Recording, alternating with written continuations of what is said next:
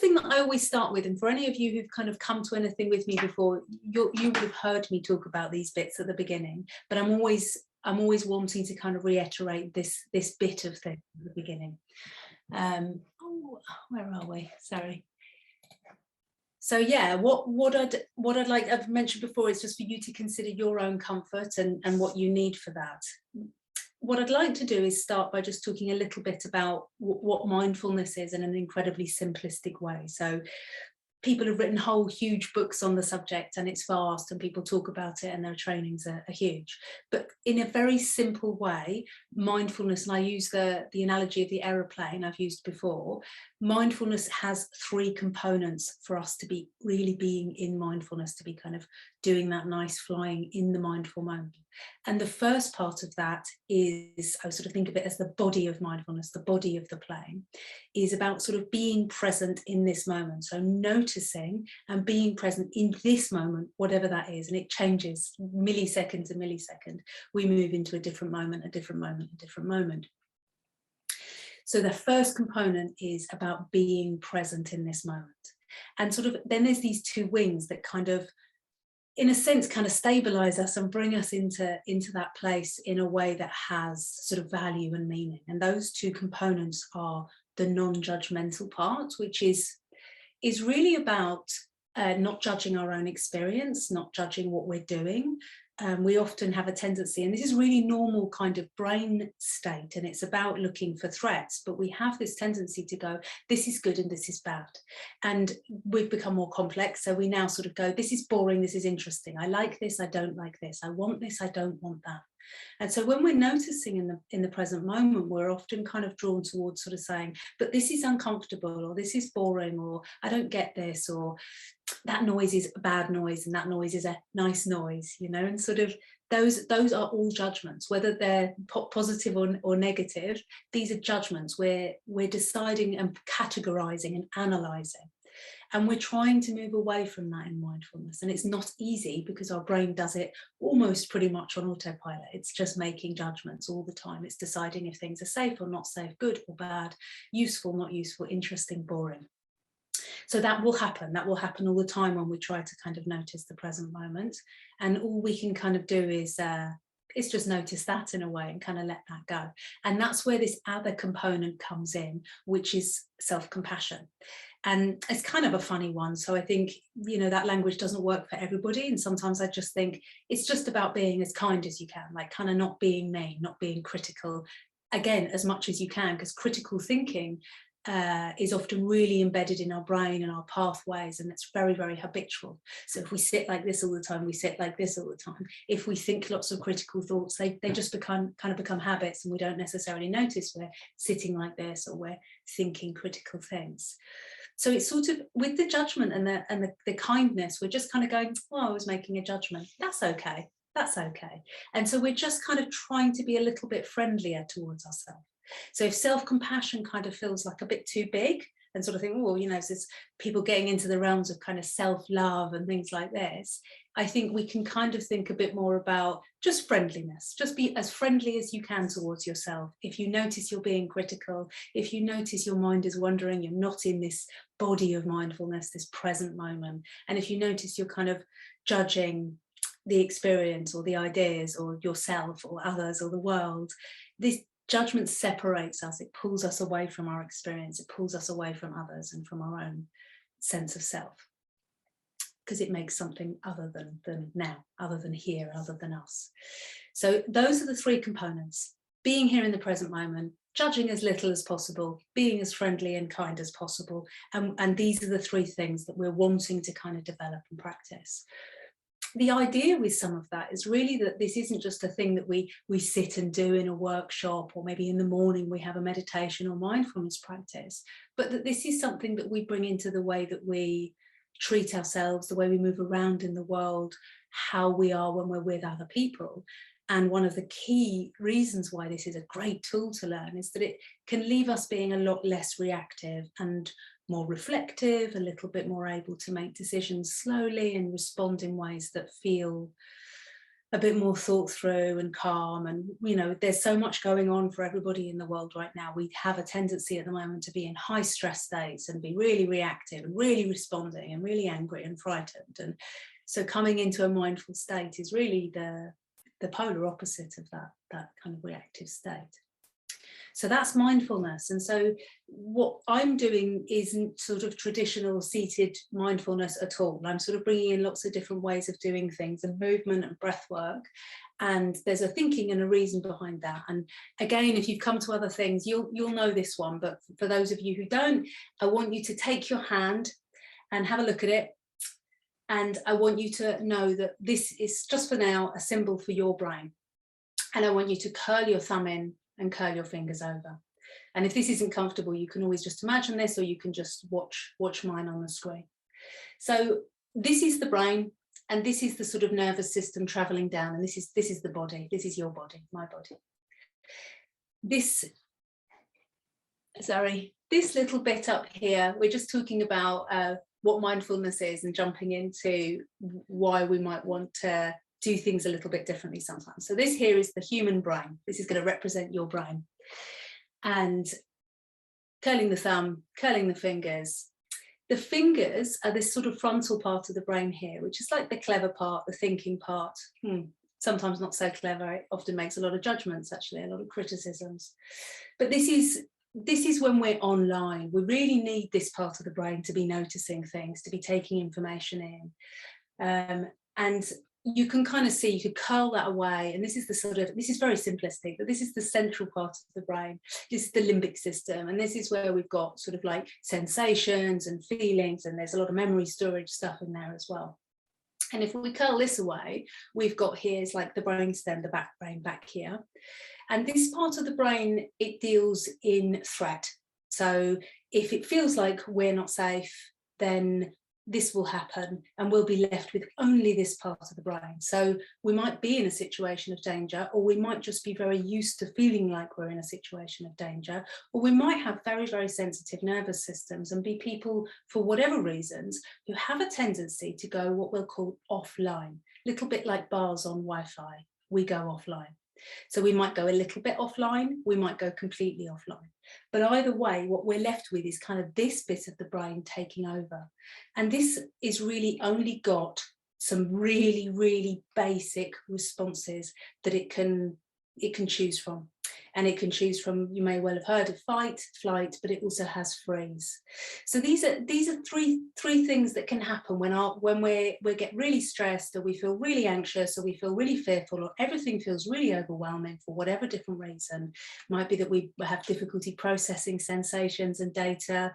Might be that we've had difficult experiences in the past and we've got into a bit of a repetition of doing this a lot, especially if we're someone who notices that we often feel very anxious and very stressed. This is likely what's happening. Yeah, this is kind of going offline, and the brain just does this on autopilot. And we all do this, in fact, or throughout any given day, we're all kind of doing this at least all the time. This is just being human, you know. But we really want this to be predominantly online when we're practicing mindfulness, because this is our brain in a connected up state where we can be in this moment with ourselves, with our environments, fully kind of here with whatever's happening. I'll talk a little bit more about that in a moment. So we're back to this. We've got this fight, flight and freeze. Fight and flight, really likely that you know those ones. Your heart rate goes fast, your digestion tends to get quite activated, muscle tone gets tense. We're either kind of in fight here or we're in flight kind of here, and it might not look that exaggerated, but there often is some movement in the torso forwards or backwards in fight and flight.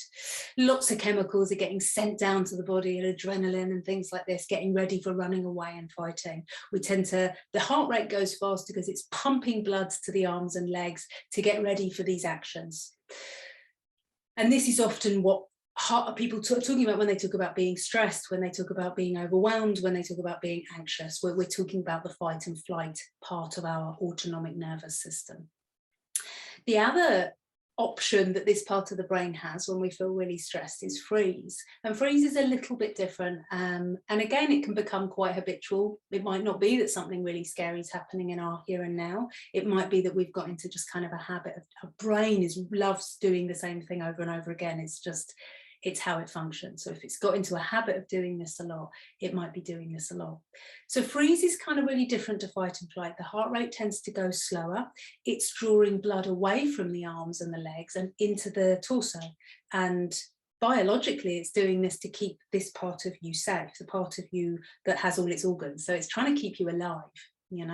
So all of these things are that's all the brain's doing. This part of the brain doesn't know any of the stuff that the clever part knows. It just knows, I want to keep you alive. Stress could be life-threatening, therefore I will try to keep you alive with these actions and this chemistry and these messages that I will send down to the lungs and the heart and the whole digestive tract and all these different organs, and some of them will go off and some of them will get really activated. So like I say, for this mindful state to start to take place, we really do want this to be online most of the time. And it's really okay if we're kind of doing this, but it can be really useful to start to think that just sitting in meditation, in breath or body scan, or laying down or having your eyes closed, for some of us, some of the time, might not feel like we can be here. We can't be in this present moment because those very still places can actually feel sort of quite frightening and a bit triggering or a bit overwhelming, or we go into a kind of freeze state and we might come out of a meditation class or a lesson on an app or something thinking, I don't really remember much of that, or I fell asleep for most of that, or I wasn't engaged. So there's lots of different reasons, like I say, that might be neurological, that might be due to experiences that you've had, that might make traditional meditation practices feel a little bit tricky sometimes, or really impossible all of the time. And my hope is that it's unlikely that all of what I do will be useful for you, but that some of it might feel useful and might feel like things you can bring into other mindfulness and meditation spaces that you go to or that you use. So that's the kind of first two things, just exploring mindfulness and exploring why doing things a little bit differently might be useful sometimes. I wanted to talk a little bit about I don't know if you've come across him. There's a Buddhist monk called Thich Nhat Hanh. I've worked very hard on pronouncing his name correctly. And he talks about a lot of different things, but one of the things that he talks quite a bit about with regards to mindfulness is that there is this really core principle to mindfulness, which is about, as I said, coming into the present moment. And he talks about coming home to the body. So coming home, in a sense, to this body of experience that we have available to us. And he talks a lot about there being all these conditions for joy, he says, and conditions for happiness there in the present moment. And I think, yeah, that's great, there is, isn't there? But he also talks, and I think this is where what I'm doing is maybe a bit more relevant, about what we often find when we come into the present moment is pain of some sort. It might be physical pain, it might be mental pain, it might be emotional pain, but there might be, when we stop being distracted and busy, there might be discomfort. So what we find when we come into this place might actually be quite unpleasant, might not be joy or relaxation, that we imagine mindfulness is going to have a quality of being relaxed and still, and we have all these images of sort of Buddha-like people sitting cross-legged, feeling really peaceful and calm. And that's wonderful and that's possible, and I would hope that's available to most people. But if what you find when you arrive in the present moment is something uncomfortable, generally what we tend to do as humans is we rush off to the past to make sense of our current experience and have all these stories and experiences from the past that might flood back to us in ways that feel really unpleasant, or that we're just traveling backwards, thinking about things that have happened or that we could have done differently. Again, we're analysing and thinking and judging. Or we go off into the future of, well, what if, and this could happen and that could happen, or I need to do, or I want to do, or I should be doing. So there's these two places that we can kind of get pulled out of mindfulness into. But actually the most likely thing I think for us to do is to start to consume. So when we're sitting still in mindfulness, we are not taking much in, we're becoming observers, we're noticing things like a kind of detective looking for clues about what the experience is in the here and now. And by consuming, I mean, yes, I mean eating and drinking, it might be, but we might be consuming TV or interactions with lots of people. We might be consuming work and duties and activity and constant kind of doing. We might be consuming things on our phones, on social media. We might be checking our emails, our banking apps. This is us taking in a lot, and we're taking in so much that it really isn't possible for us to be here in this present moment, because we're very, very busy. We're certainly not noticing what's happening in our environment, inside our bodies or our minds, in our experience in that current moment. And I think this is where that friendliness, that compassion comes in, because if we come into the present moment and what we discover is some kind of pain or distress, we're going to want to kind of sidle up to that as kindly and as gently as possible. And so my hope again is that with the idea of doing something gently, a bit more mobile, rather than perhaps sitting still for prolonged periods of time, we might find ways to not be in quite so much discomfort, because we're doing a little bit. We're keeping the body as best we can online. So these fight, flight and freeze states that I mentioned, they come with certain breath rates and heart rates, like I said. And if we can do movements and breathing and different things with our eyes and things like this, we can actually sort of keep pulling our brain and our nervous system back to this more online place, where we might hopefully be able to develop an ability to be gentle and kind with the part that's perhaps in a bit of pain. But that's hard, isn't it? If we're overwhelmed and flooded by the pain, who's looking after it? You know, it makes absolute sense that then what we're going to want to do is rush off to the past or the future, or consuming to kind of get away from what feels unmanageable. So mindfulness really is a wonderful tool, if we develop it, to live in a way that feels a bit more comfortable, rather than getting rid of pain or expecting not to experience it. Just finding ways to be really kindly, friendlily, that's not a word, alongside our pain. Kind of, again, Thich Nhat Hanh talks about, I mean, it's really lovely, that it might not be for everyone, but he talks about sort of embracing our pain like a mother would embrace a newborn baby. So that's with real tenderness and love and gentleness. And that's sadly not all mothers, but let's imagine a sort of a wonderful fantasy mother that might be able to do that. So that's kind of, mindfulness and what might be happening that makes mindfulness tricky and hard for us sometimes. I'd like to sort of just as a caveat before we start, I'm going to do some activities. If at any time you feel really overwhelmed, you feel like you're coming into one of these states, even a little bit, or you've got physical pain or something going on that doesn't feel bearable. So this isn't about avoiding discomfort and pain, but if it becomes unbearable and it feels overwhelming, please move.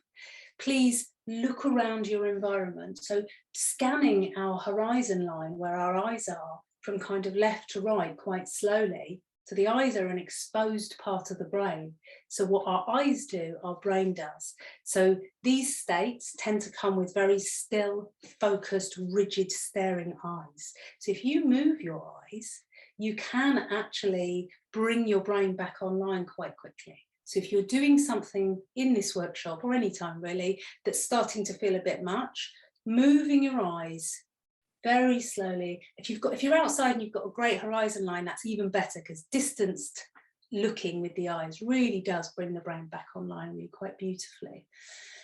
But if you're in this workshop and you don't feel comfortable, please move in a way that feels nice. See if you can move the spine a little bit, because we don't want to be in one of these states. Maybe just, wriggle around in your seat or your bed or your standing position a little bit and scan the horizon. If you're really feeling distressed, I would say get up, move around, wash your hands, name things that you can see in the room. You're all on mute. You can do whatever you want, say things out loud. So I think we will start.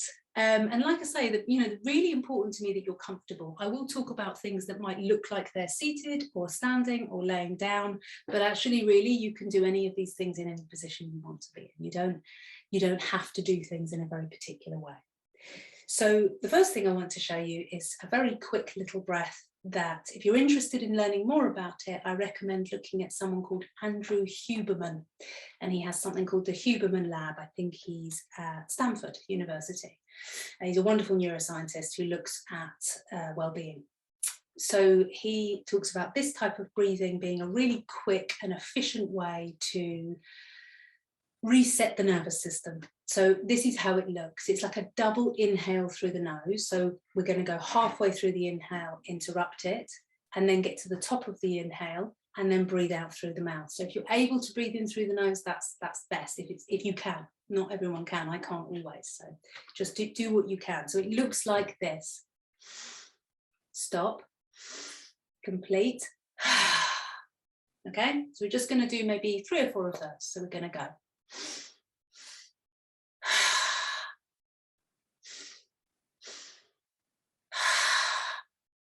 Slow it down if you can.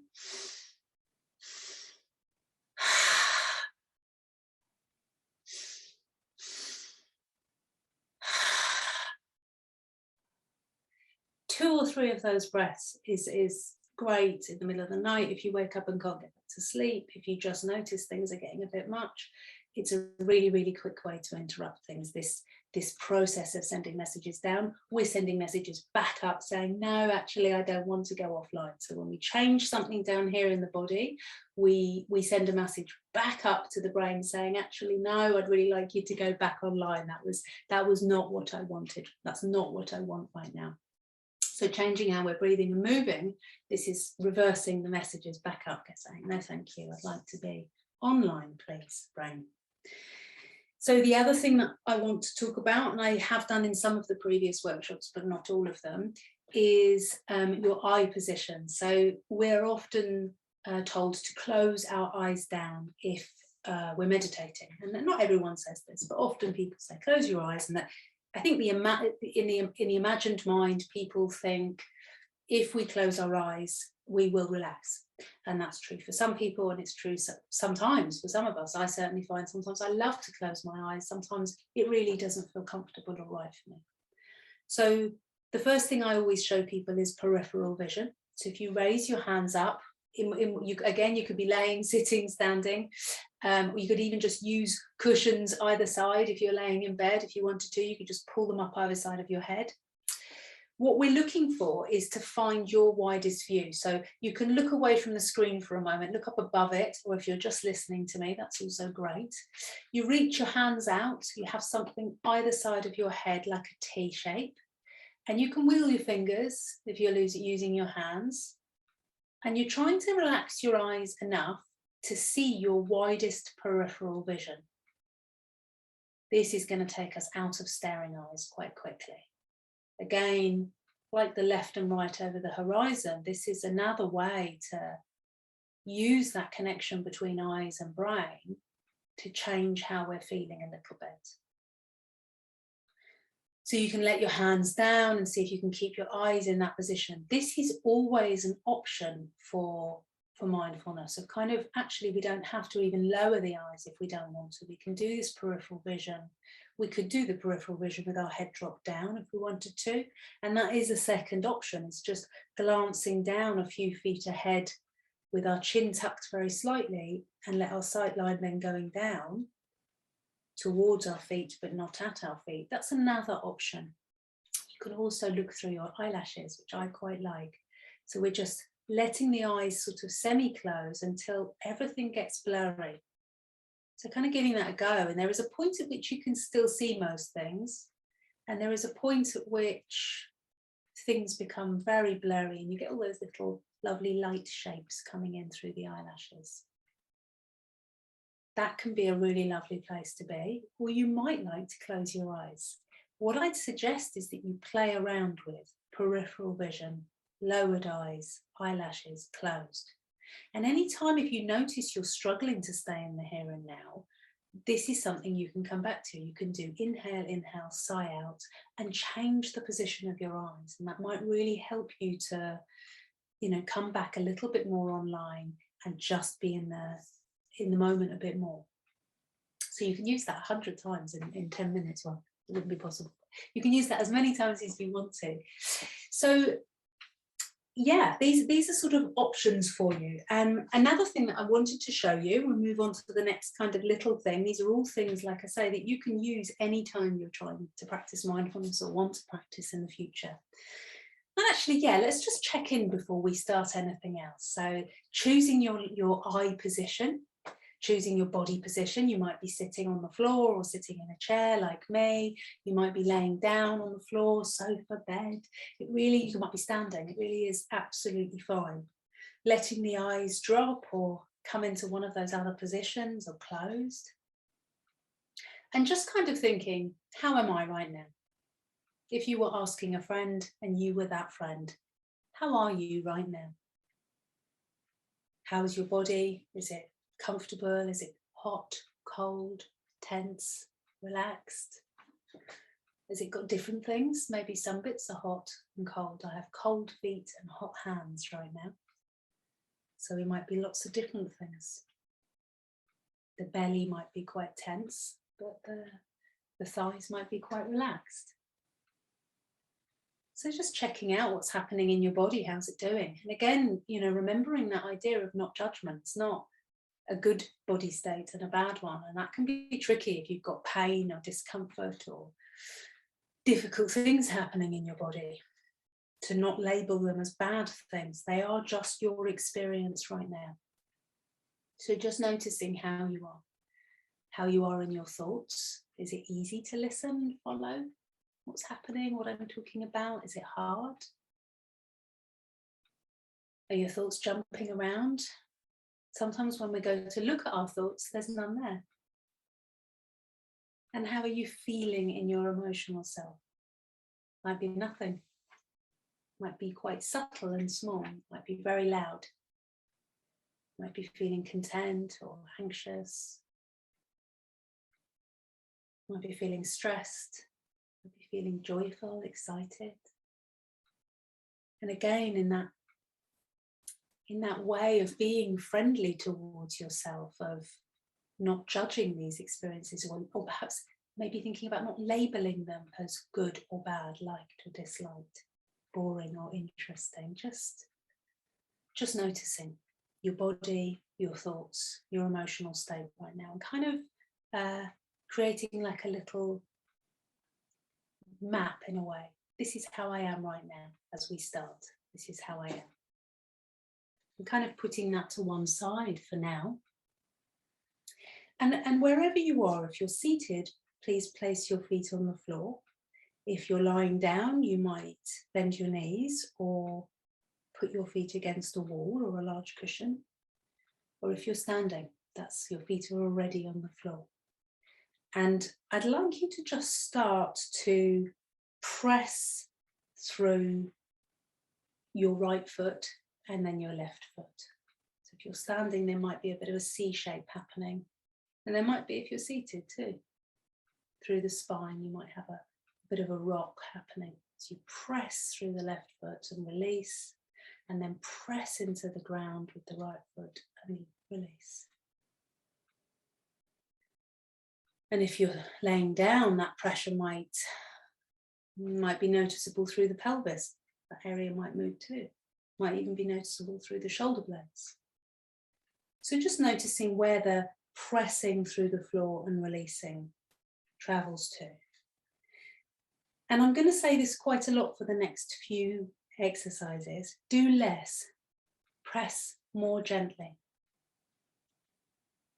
When our movements are quiet and gentle and subtle, it's easier for our nervous system to listen and go, oh, something's happening. We don't want to overwhelm it with lots of information. We just want to give it a little bit of information that's easy to hear and take in. And the brain will take that in through the nervous system. And notice that we're just moving very slowly and very gently, pressing through the right foot and releasing, pressing through the left foot and releasing. And this gentle pressure, it also stimulates some activity through the musculature of the legs, thighs, the bum and the lower belly, And this can really be helpful to switching the nervous system down in the gut and the lower belly back on. So the vagus is a nerve in the autonomic nervous system that we can use sometimes to calm ourselves if we stimulate it a little bit. This is a particularly useful action if you feel like you're a bit frozen.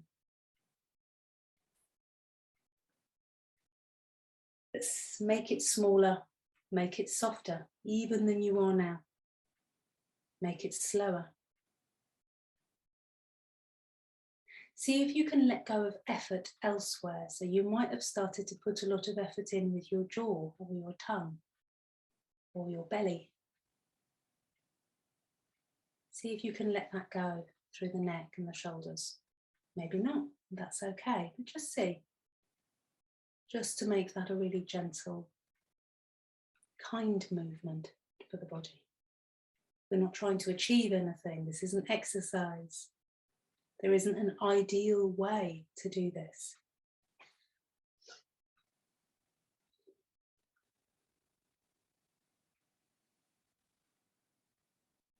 Okay, so letting that go for a moment. There is a little bit here and at the end where I'm going to suggest that you stand, but you don't have to if you don't want to. And like with everything, everything really is just a choice and they're just suggestions. If you're deciding to stand with me, you can do it the way I'm going to do it.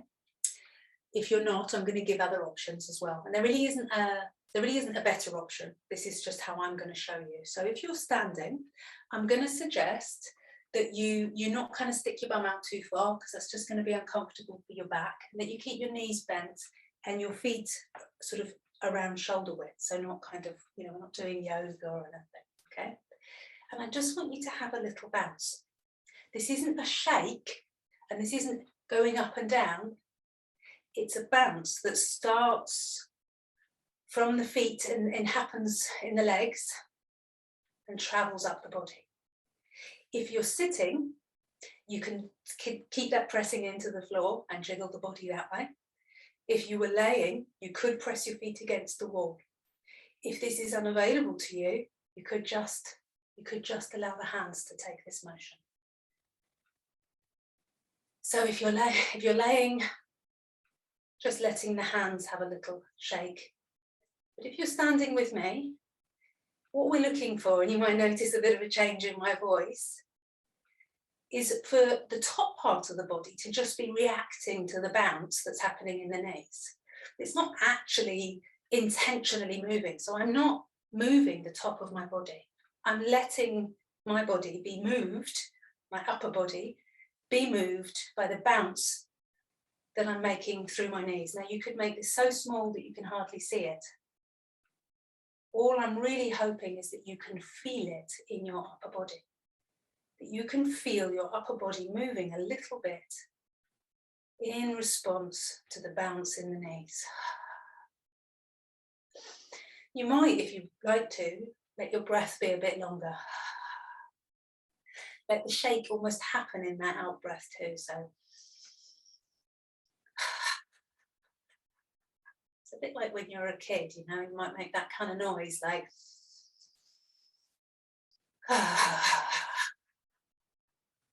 make the bounce, it's for you. It should feel nice. If it doesn't, don't do it. Look around the room, do left to right, do peripheral vision.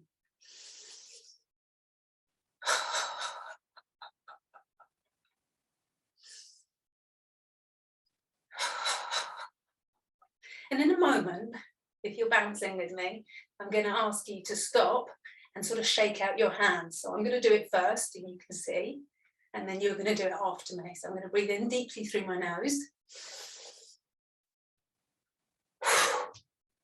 And I'm going to flick my hands out. So you have a go. In through the nose, flick and stop the shake. And I'd just like you to notice your hands for a moment. Notice the sensation in your hands. Is the blood pumping? Is there tingling? Just noticing that sensation.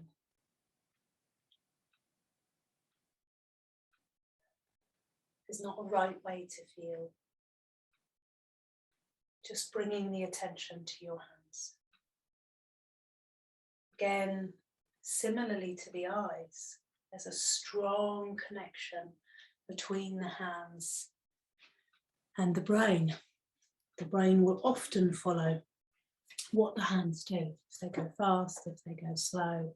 But this kind of shaking also releases quite a lot of adrenaline if something's got really built up.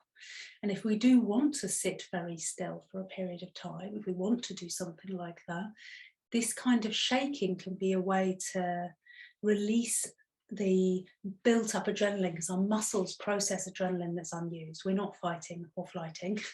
So our muscles are often trying to process adrenaline, which for them is hard. It's hard for the muscles to do this. We often get a bit shaky and feel a bit sick because we've had this message sent down and we've got all this adrenaline that's unused, and it's not very nice. It's quite toxic for the body. So this kind of shaking can be a way to relieve some of that and release some of that built up adrenaline if we've been very stressed. It can also make it easier to be still afterwards if you'd like to do that. So still standing, we're still going to be standing just for a couple of minutes. This is also just something that I think is really useful. I'm not going to do this for long. You can do this for an hour, you can do this for a long period of time. I would just like you to walk around the room that you're in. Now, you might be in a very small space, so that might look like a sort of 1 meter square, and that's absolutely fine. So just have a little walk around for a moment, just your normal slow walk. And now what I would like you to do is slow it down, and slow it down again, and slow it down even more. And so the walking that you're doing now is far slower than you would ever normally go. In fact, it's so slow that you have to focus a little bit down into the feet to keep your balance. If walking isn't available, you can do this as a pressure again, against a wall, against a large cushion, or with your feet bent, you can do the pressure left and right, as you would if you were walking. If you're walking, I'd like you to keep your focus, so there's that central part of the plane in mindfulness, on your feet. Your mind might wander and pull away from that. It might label it, it's too slow, it's difficult, it's boring, it makes no sense. See if you can just keep really friendly, kindly coming back to your feet. So just walking around your space. Notice your left foot and notice your right foot. Notice the moment that your left foot leaves the floor and the moment your right foot leaves the floor. Notice what the sensations are, and can you sort of bring more energy to it? Could you really roll, heel, the whole sole of the foot into the ball of the foot and the toes? As you place it down, could you place each foot with great intention? You might take very small paces, so not perhaps even as big as a foot, like half a foot, the size of your pace. Make less effort.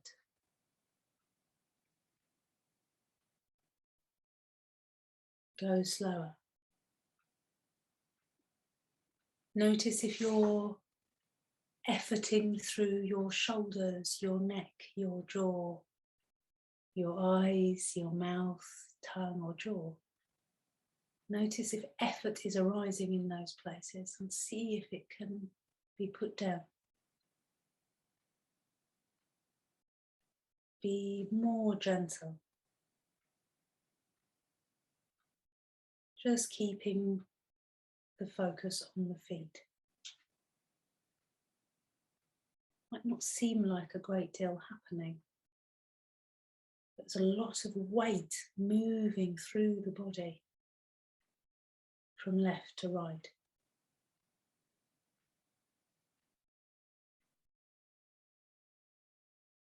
Your breathing might slow, it might change, it might go faster. Notice that. Check again in the face and the shoulders, and let go of any effort.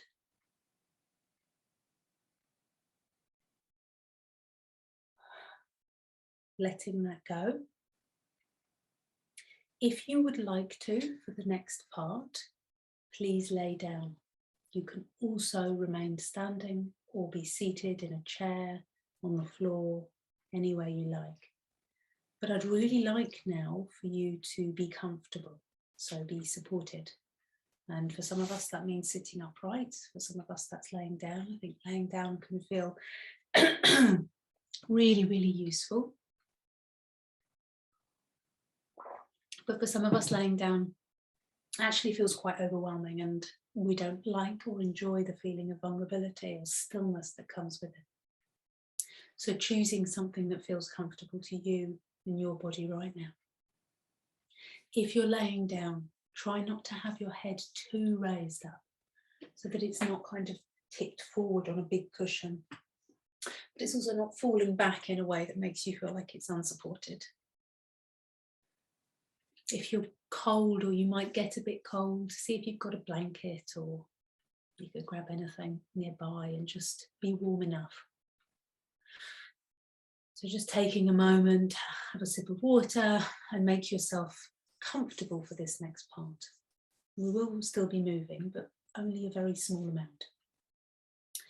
So in whatever position you've chosen, I'd like you to again think about what you're doing with your eyes. Would you like to have your peripheral vision on, your lowered eyes, looking through the eyelashes at the little lights, or with completely closed eyes? And they are all just as useful as each other. It can be lovely to move throughout all of them at different times if you want to. You don't have to stick with what you choose right now. And what I'd like you to do is take your attention now into your right hand, wherever that might be, in your lap, it might be on a cushion laying next to you, wherever it is. It might be hanging next to you if you've chosen to stand. And I'd like you to breathe in as you close your fingers to touch, and breathe out as you open them.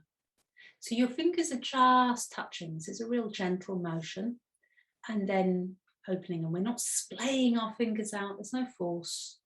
It's a gentle touch, tips of the fingers to the thumb, and then just letting them open. So we're breathing in as we close our hand and out as we open it. Just the right hand for now. And we're really not sort of pushing the breath in this particular movement. We're just going to actually almost let the hand follow the breath, see what happens. The breath often doesn't like being looked at. It gets a bit uncomfortable, and I always think of the breath as a bit sort of almost like a barrier, like, oh, don't look at me. It changes immediately when we start to look at it. Not true for everyone, but true for many of us. So just keep opening and closing the hand very gently. Breathing in when you close, breathing out when you open. Just see if the breath might fall back to what feels comfortable and natural after a moment or two. And if it doesn't, that's also okay. Breathe at a pace that you choose, that you feel comfortable with if need to be.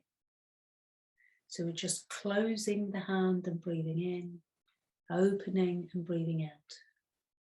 And again, I'd like you to be gentle, to be kind, and to do less. Open the hand even more gently.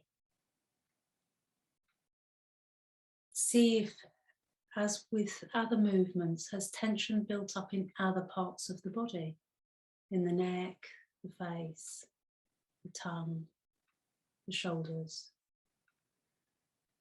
the belly, the legs, the feet. Can you just let the smallest amount of work possible happen? Opening the hands and closing the hands. Closing on the in-breath, opening on the out-breath. Just letting the hand moving in this tiny little way, almost like a sea creature. It's really fluid, it's not too jerky or forced. If it feels jerky or forced, make it smaller, make it tiny, maybe just a centimetre. It doesn't have to be big. You choose. And I'd like you now to bring your eyes into this. So when your hand is closed, I want your eyes to move up a little bit, up as in towards your eyebrows. And when your hand is open, your eyes move down towards your hand. Not to look at your hand or see your hand, just in that general direction. So when your hand is closed, when you're breathing in, your eyes go up. When your hand is open, you're breathing out and your eyes turn towards your hand. Hand open, eyes down, hand closed, eyes up. Make the eye movement, reduce the strain in that movement. It doesn't have to be big.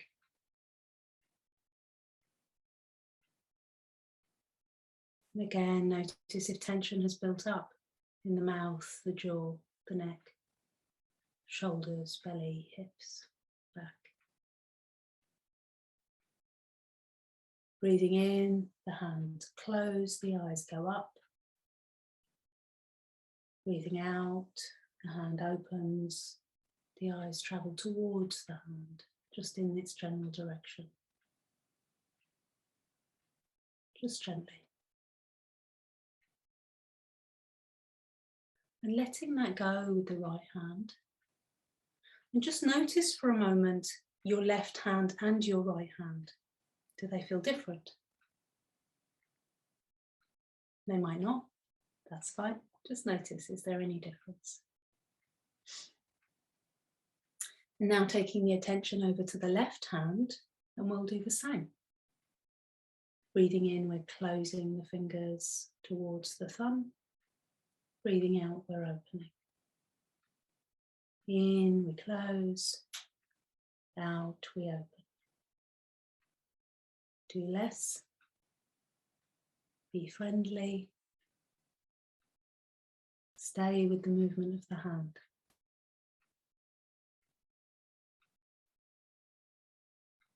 When the hand is closed, the eyes go up. When the hand is open, the eyes go towards the hand. Just a few more times. Breathing in, the hand closes, the eyes go up. Breathing out, the hand opens, the eyes go towards the hand. Letting go of effort. And then letting that go. And just for a little while, we'll do both. Both hands. Breathing in, the fingertips come together. Breathing out, the hands open. In, closed. Out, open. Breathing in, closed, the eyes go up. Breathing out, open, the eyes go down.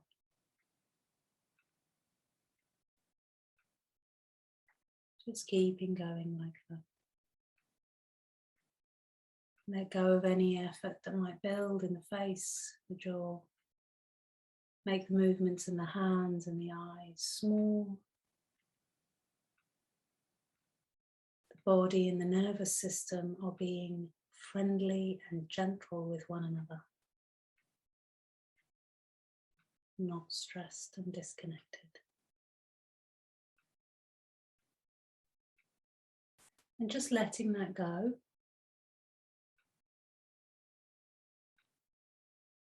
And just noticing any sensations in your hands. Letting the eyes do whatever they want to do. And very gently, whatever position you're in, turning the head left to right. So this is a really small and very slow movement. just maybe a few centimeters to the left and a few centimeters to the right, like you're saying no, very gently and very slowly.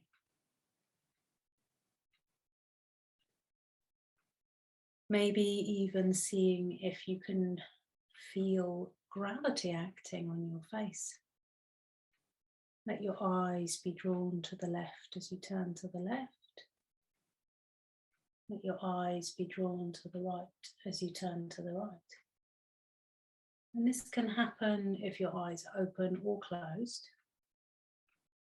It's almost as if they are falling to the side, that the head is turning. If you're laying down, you might really get a sense of gravity pulling perhaps the cheek, the jaw, the tongue. Does it act on those places or not? The corner of the eye.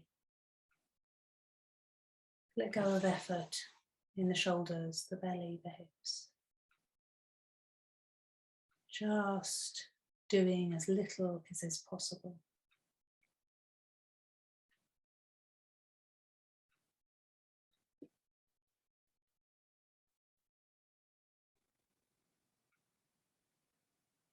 And letting that go.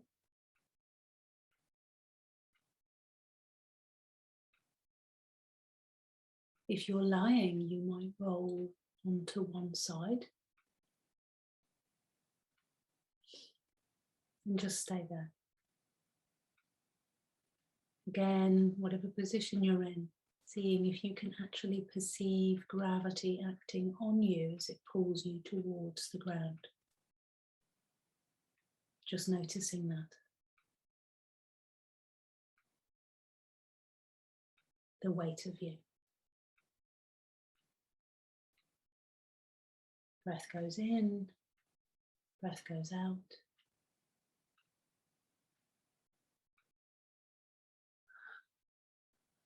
And again, if you're on your side, laying, coming up to seated really slowly. When we move slowly, it's easier to notice what's happening. Big movements, fast movements.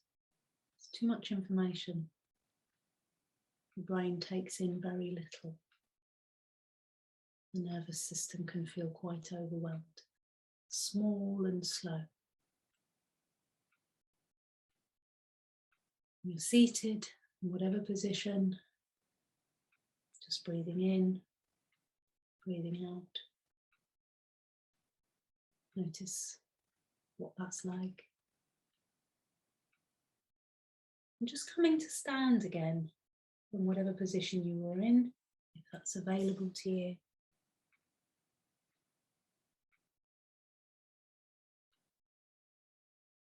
And again, sort of perhaps rocking from left foot to right foot, taking the weight through those places. And coming again into that really slow, mindful walk around your space. Is it different? Has it changed?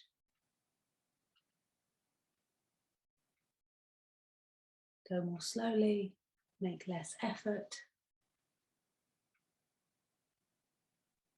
Know that no one is watching you, no one can see. You're not walking to get anywhere or achieve anything.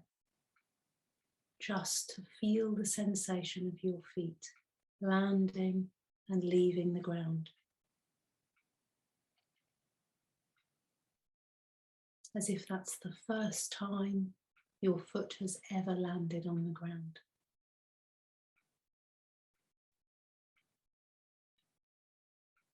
Slow down even more. Feel the sensation of the heel, the ball of the foot, the toes, as they land, as they leave. There's a moment when each foot is up in the air before it lands again. Go slow enough and small enough not to be too concerned with balance.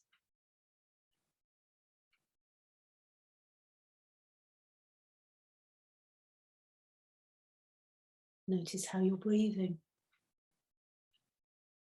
Through the mouth, through the nose. Does it feel fast or slow? Is it jagged or smooth?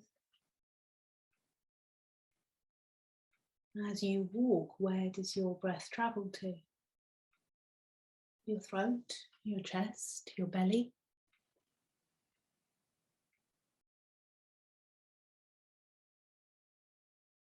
There's no right way to breathe. We hear that the slow and the deep is the right way. And it's nice and it's great. But the breath will come more slowly and deeply if we leave it be sometimes. Try not to push too hard. Be friendly towards your breath. However it comes, it's welcome, it's keeping you alive, it's wonderful. It's filling you with nutrients and releasing toxins without you having to do anything or think about anything. So however your breath comes in and goes out, it is wonderful.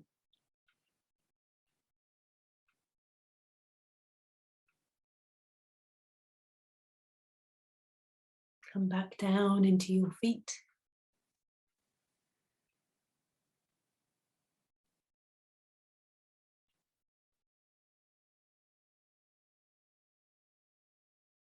Just noticing. Sometimes with the slow walking, we can notice feelings of agitation or impatience, annoyance.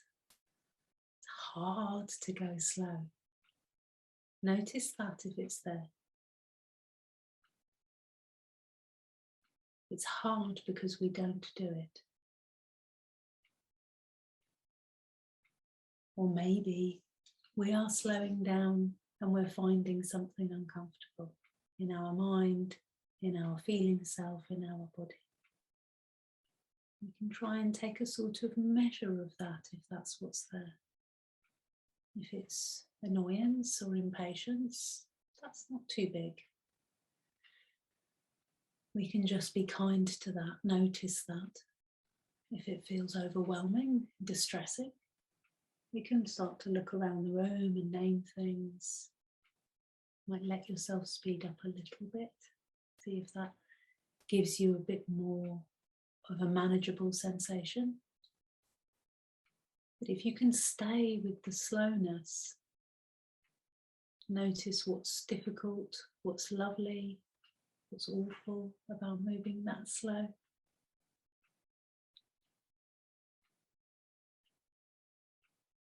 Most of what we do and how we value ourselves is in where we are getting to and what we are achieving. Living always in the future of what we will gain. When we walk this slowly, it's the sort of antithesis, the opposite of that. We're just walking for walking's sake. We're coming into walking, into mindful walking, here and now. And all feelings are welcome. All sensations are welcome. Not good feelings and bad feelings. We're not doing mindful walking wrong if we find it hard or annoying. If you notice it's hard or annoying, this is wonderful. Be kind to the part that feels frustrated because that part is used to going fast and having to achieve and keep moving and keep running and keep going. It's not used to going slow and not having to achieve anything.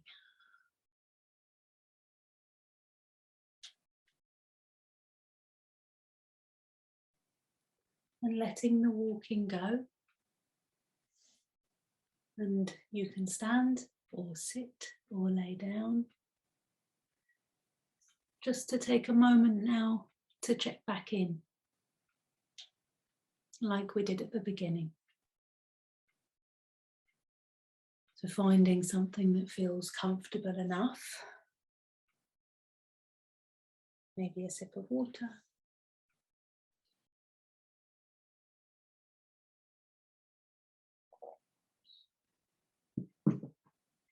maybe an extra jumper.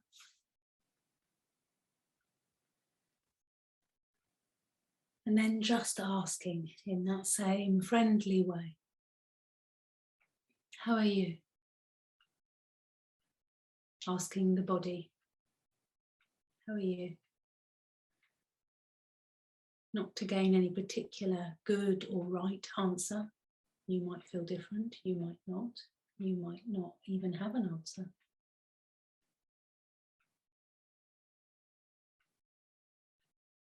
We're not really friends with ourselves. I always sort of imagine ourselves being a bit like, oh, how come you're talking to me now? They don't always answer. Just asking anyway, how are you? Noticing if the body feels tense, relaxed, hot, cold. Is that experience different in different locations in the body? Inside the mouth, inside the ears, the right eye, the left eye, the right shoulder, the left shoulder, the right arm and hand, the left arm and hand. Just asking, how are you? Any answer and no answer is okay. We're just asking. Looking down into the torso and the belly, the right hip and buttock, left hip and buttock, right thigh, left thigh, right knee joint and knee, left knee joint and knee. How are you? The right shin and calf, the left shin and calf, right ankle, left ankle, the heel of the right foot, the heel of the left foot, the whole right foot and all its toes, and the whole left foot and all its toes. How are you? Might be tingling, might be numb, might not be words. Just asking, how are you? Any answer that comes and no answer at all is welcome. The whole right side of the body, breathing here, alive, whatever its experience. Not good or bad, all welcome. The whole right side of the body, from the tip of the head to the tips of the toes. How are you? And the whole left side of the body, from the tip of the head, top of the head to the tips of the toes. How are you? And the whole body laying here. How are you? Your thinking self, how are they? Fast, slow, busy, no one there? Your emotional self, how are you?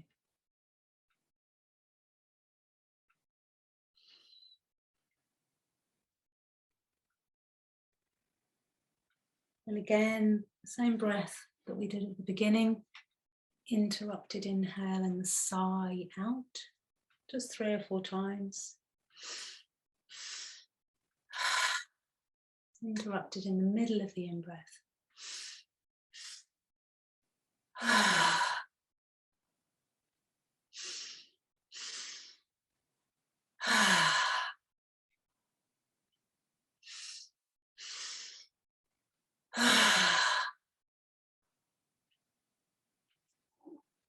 And just letting all of that noticing go. Maybe bringing your attention out, maybe with the hearing, maybe with your eyes into the space around you. Maybe just having a sense that it exists, that it's there. the room, the flat, the house, the outside world outside, the noises. Just noticing.